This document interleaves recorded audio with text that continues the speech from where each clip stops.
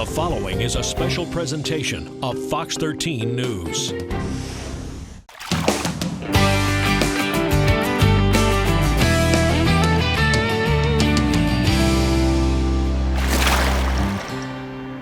Hello and welcome to Paradise. I'm Mark Wilson, bringing you the best of what our Tampa Bay waterways have to offer. If it's making waves, we're making sure you know about it. All right, first, sport fishing in Florida, whether you're down here at the Skyway or out on the beaches. Does it get any better than hooking up to a tarpon? Oh, here he goes. Oh, look at him, look at him. You hook one up and you're in for the ride of your life. Hold on. They've even been known to jump in your boat, as this one did for me last year. Look at that bigger tarpon eat a bait right there. That's incredible. But this fishery is at a crossroads right now, especially in Florida, mainly because other states don't protect them like we do here in Florida. So we ride along today with a nonprofit who's using some new state-of-the-art technology to tag, track, and help preserve one of Florida's most prized possessions. Rooted in Florida's rich history is a traditional hunt. From Bay Area beaches to Boca Grande, the undisputed tarpon capital of the world. For more than 100 years, the hunt for the Silver King, which earns its name on every catch.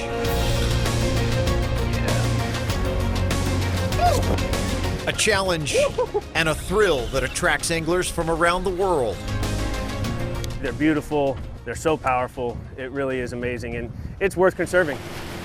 That's why today's hunt is all about preserving this tradition. Anybody have one on? Charter fishermen like Captain David Hutcherson graciously share their catches 26. with Joellen Wilson and Lucas Griffin of the nonprofit Bonefish and Tarpon Trust. Once they hook up, Joellen and Lucas hop on board and carefully insert a tiny tracker in these beasts of the beach to help understand why they may be in decline, Don't worry about the measurement. their spawning and habitat preferences, and how resistant, if they are at all, to red tide. This one's a male, so we can record that. One of the reasons this is so important is that tarpon take so long to get this big. They're unusually slow to grow. In fact, a fish that big may take him 20 or 30 years to get that big, whereas other fish can grow at twice the pace. So these fish, you remove one, it's going to take a big hit in the population. And we've known they migrate, but this is even more important now that we share these fish with states that don't offer the same protections Florida does. Last year, scientists were surprised to see a tarpon tagged in the Keys swam 1,000 miles away to Ocean City, Maryland. Did we know before that they traveled that far? There's been some reports, but a large reason why we're doing this project is because there's really no information out there about these incredible fish. Slides right down so that way it won't shoot out the top. And this is no bulky satellite transmitter that only lasts a few months. These new trackers are inserted into the fish and emit an ultrasonic ping. Really? That's what you do? A tiny incision right under the tarpon's stomach, and it slips right in. And it logs the time and date. Then listening stations like this are placed all around the coast underwater, from Apalachicola Bay up to Maryland. Each of these dots, watch, represents an already tagged tarpon, recording their every move as they swim by. So it's pretty cutting edge technology that's growing in our research world. And the Bonefish and Tarpon Trust collaborate with other researchers with the same devices, so they have access to data from 4,000 of these. And it's not just for tarpon. The whole fishery's tied into one another. They're now tracking snook and redfish in Tampa Bay as well. So we got to really start thinking more of a whole picture of management rather than just Charlotte Harbor, Tampa Bay, Florida Keys. The more we learn, It's all interconnected. the better, they say, we can protect them.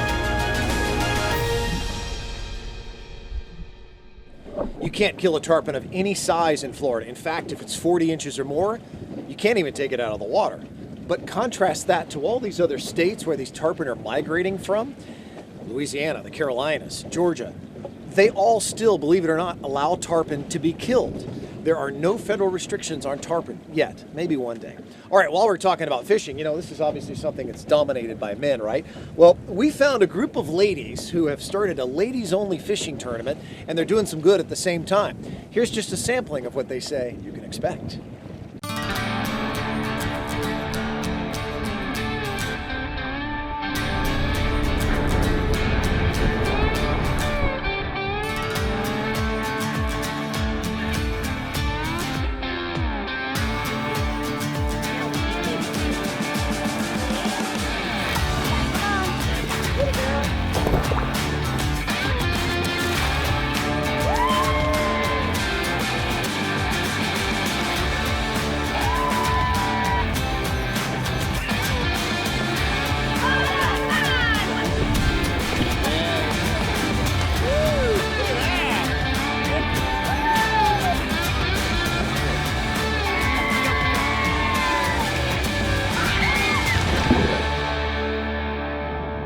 So head to suncoastladiesclassic.com if you'd like to sign up a team.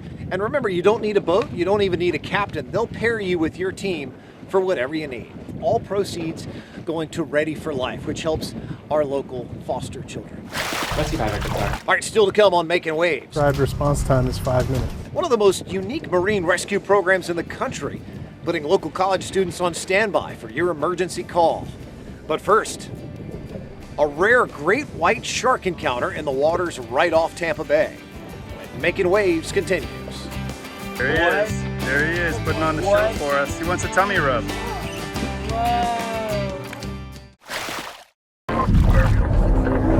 When the call comes in, Rescue 5 records are. the call goes out, And that prescribed response time is 5 minutes. and these rescuers are on the water and on the move. We have a high standard of performance. Students at Eckerd College's search and rescue program at the southern tip of St. Pete, responding to rescue calls on Tampa Bay and in the Gulf. One of you on the bow line and one of you on the stern line. Cleared.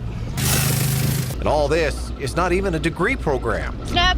These students answer this call purely for extra credit and volunteer hours. Ryan Dilkey's their instructor. It says a lot for the students. Yes, the type of student that gravitates towards this is predominantly one that wants to be a part of something bigger than themselves. Students like Rasheen Burke, who came from Connecticut. Well, this is not your typical extra credit class, right? No, not at all. Yeah, I'm a business management major, so this is far from what I'm doing in classes, but it's awesome. And Steve Weekman, all the way from Minneapolis. It's really good to see a bunch of college students being able to make a difference.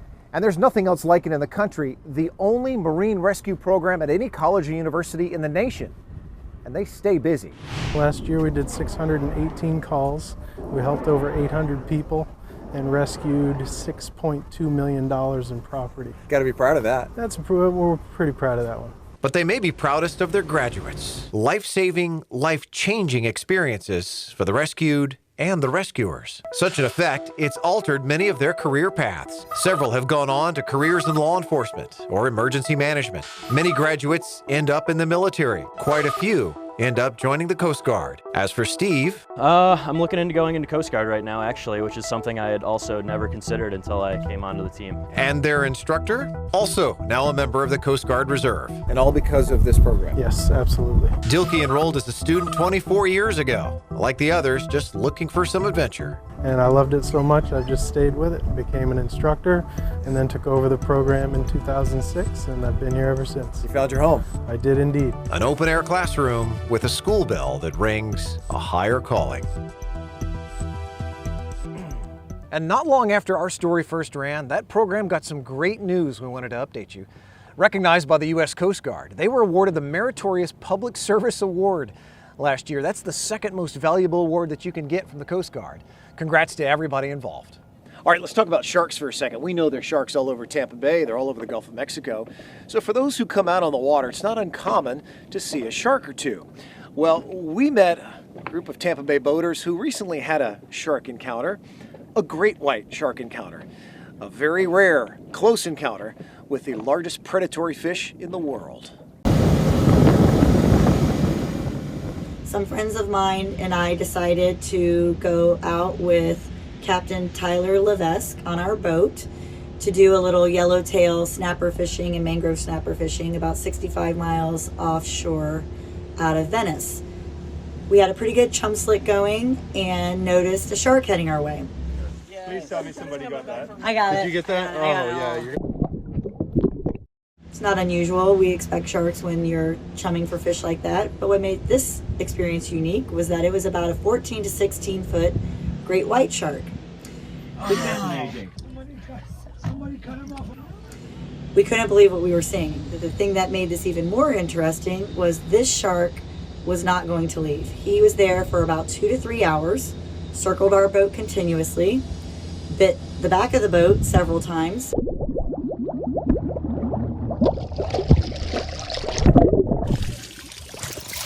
No way.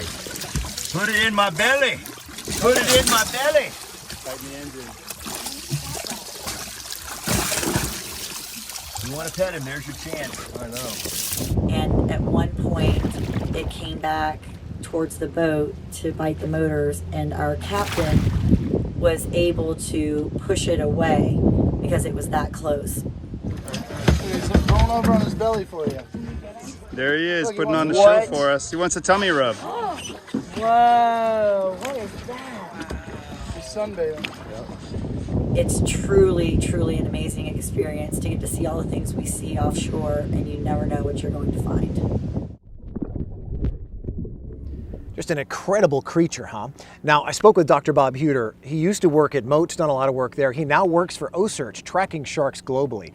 He told us a couple interesting things. He said, first of all, the sharks biting those motors, he said that wasn't necessarily because they were hungry or they were aggressive, but he said the electrical impulses from the motor confuses them, so that's why they react to that. They just want it to go away. But the other thing he said, most importantly, is it's great to see them because that means the white shark population is coming back, which he says, no doubt, is much better for our oceans. Next on Mak'n Waves, the COVID pandemic crushing our local charter fishing industry. Hear how some, though, have found a way to survive. And later, it seems this whale didn't want that great white shark to get all the attention. This, too, is right off our beaches in the Gulf. Stay tuned.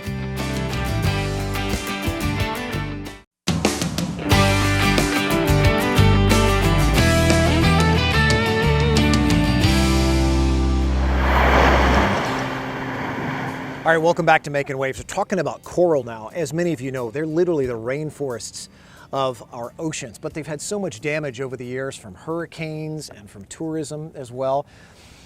Right now, our own Kimberly Cuisin's going to report on some incredible breakthrough research that they're doing at Mote Marine Lab in Sarasota, where they're actually helping coral reproduce.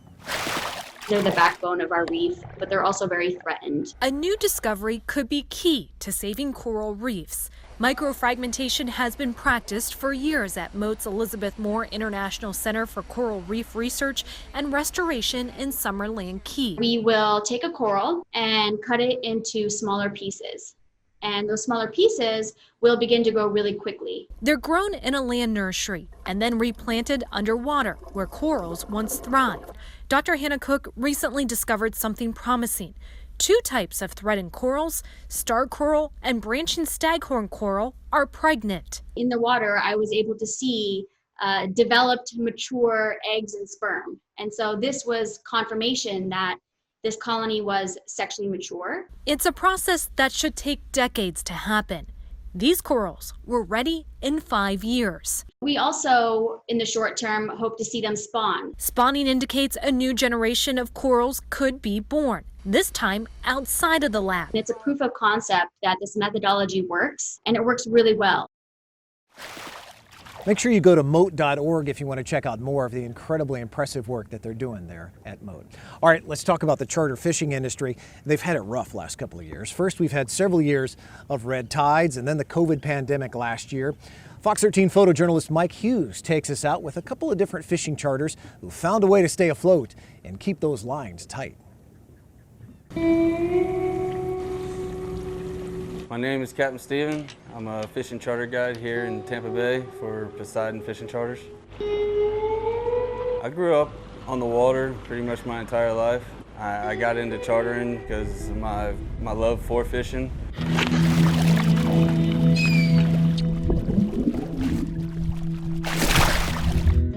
Oh, there he is. I love when that rod bends. I mean, to be a charter fishing guide, you gotta love to see other people catching fish. Tampa Bay, it's a beautiful area. You got a ton of different species. A lot of different species are seasonal. We started Poseidon Fishing Charters in 2019. We just love seeing these people come and catch fish for the first time. Some of these people live in Tampa their whole life and never caught a fish. Fishery here in Tampa is awesome. The different species, snook, redfish, trout. Obviously COVID has impacted this Tampa Bay area. However, being able to come out and socially distance on the water, it's one of the safest things you can do right now. The outdoors is here in Tampa, and there's so much stuff to do. Fishing is just one of those great things you can do socially distance. 5 or less people on a boat. These captains we have on our team are just unbelievable. They absolutely love the water. You can see in their eye when someone catches a fish, when a little kid catches a fish, what the captains, the way they look, it's just awesome to see. They absolutely love putting people on fish and seeing that bonding with the family when a kid catches a fish or the parent catches a fish. It's a really cool atmosphere here at Poseidon, and I wouldn't trade it for the world.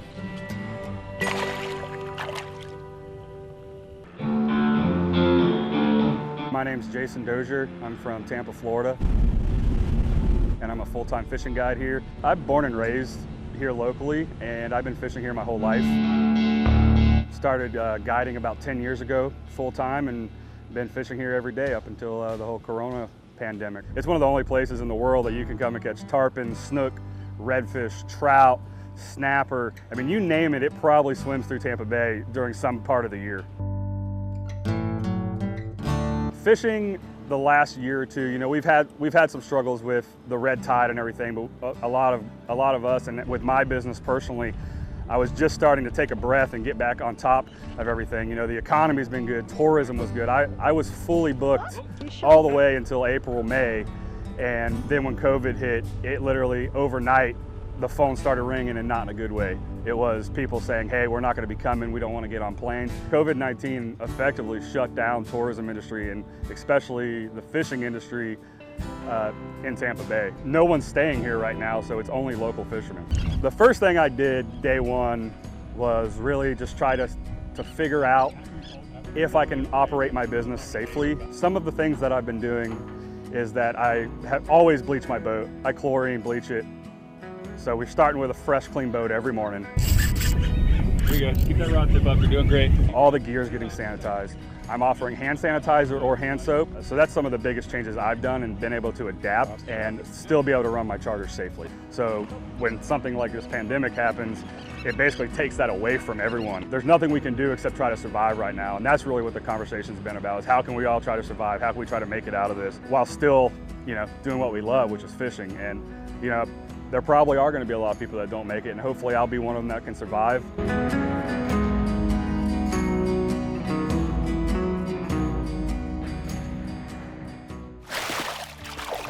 Up next on Mak'n Waves, always wanted to learn to dive, but didn't get the courage or the chance? Well, sit tight. We're going to show you how to change that when we come right back.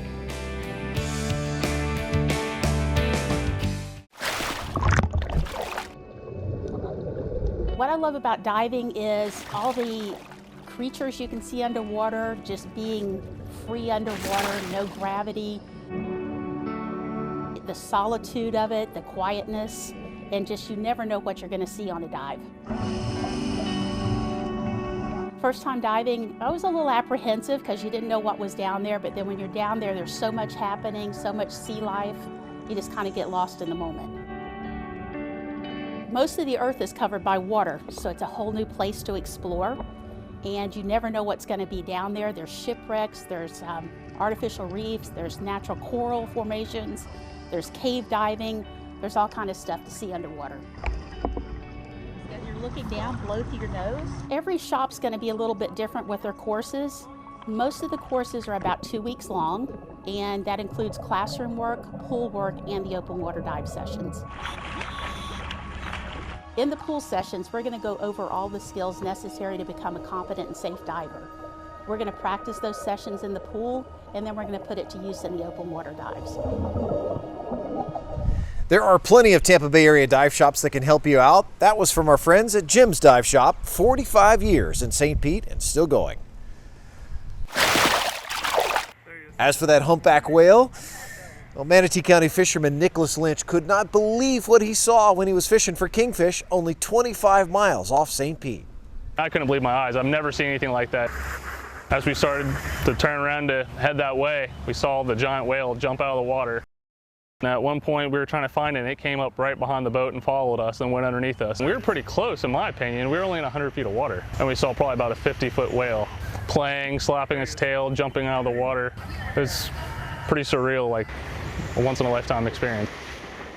Well, thanks for joining us. That's going to do it for Mak'n Waves. We appreciate you staying with us. Make sure you go to fox13news.com to check out more of these and other stories. Until we make waves again, I'm Mark Wilson. When you're out on the water, stay safe, stay smart, and stay tuned now for some of the best aerial views of this place we're proud to call home.